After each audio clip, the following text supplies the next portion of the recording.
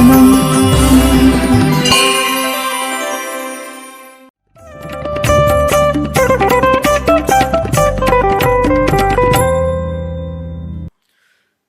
మన యొక్క జీవితంలో అమూల్యమైనటువంటిది సమయం. ఆ సమయాన్ని మనం వ్యర్థం చేశామనంటే మనం చాలా పొరపాటు చేసిన వాళ్ళం అవుతాం. మన యొక్క సమయం, మన జీవితంలోని సమయం వ్యర్థం కాకూడదు అని అంటే దానికి ఒకటే ఉపాయం, సదా భగవచ్చింతన అనేది.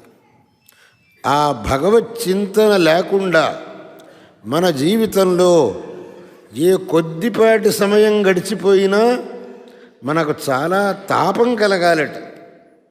ఏ విధంగానైతే మన యొక్క ఇంట్లో ఉన్న పదార్థాన్ని దొంగలు దొంగిలించుకోపోతే ఎంత బాధ కలుగుతుందో, అదేవిధంగా మన అమూల్యమైన సమయం భగవచ్చింతన లేకుండా గడిచిపోతే మన పదార్థాన్ని దొంగలు దొంగిలించుకుపోయినంత బాధ కలగాలట మనకు.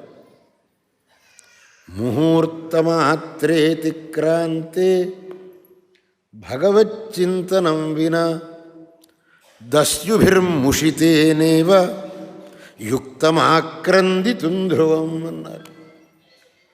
ముహూర్తమాత్రే భగవచ్చింతనం వినా అతిక్రాంతే దస్యుభి ముషితేనేవ ఆక్రందితుం ధ్రువం.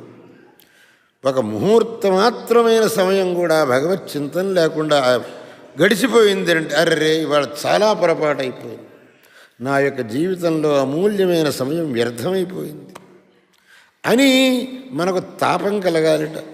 దానికి అర్థం ఏమిటి అని అంటే ఎల్లప్పుడూ మనస్సులో భగవచ్చింతనే ఉండాలి. మనం అనేకమైన వ్యర్థమైన విషయాల్ని మనసుకు తెచ్చుకుంటామే, దానివల్ల ఏమన్నా ప్రయోజనం ఉందా? అనేక మంది సభకొచ్చి దేవుడి దగ్గరికి వచ్చి దేవుడికి పూజ జరుగుతుంటే ఆ దేవుణ్ణి పూజ అది చూడకుండా ఆ ఊళ్ళో ఉండే అనవసరమైన వ్యవహారాన్ని అప్పుడు మాట్లాడటానికి మొదలు పెడతారు.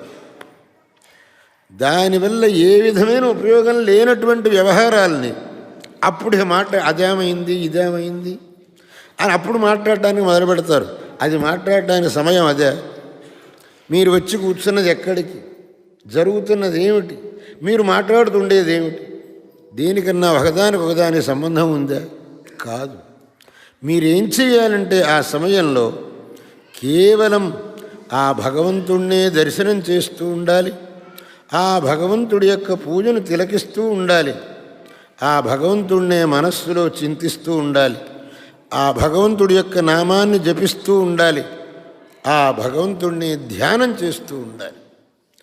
దాన్ని విడిచిపెట్టి మిగిలిన విషయాల్లో మనస్సును తీసుకెళ్లారు అని అంటే దానికంటే పొరపాటు ఇంకోటి లేదు. అందువల్ల శంకరులు మనకు చెప్పింది ఏమిటి అని అంటే, నువ్వు అన్నిటికంటే ముందర నీ యొక్క మనస్సు అనే కుసుమాన్ని భగవంతుడికి సమర్పించు.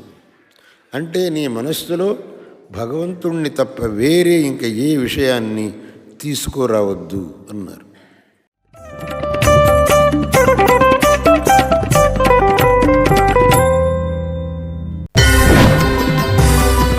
దర్శనం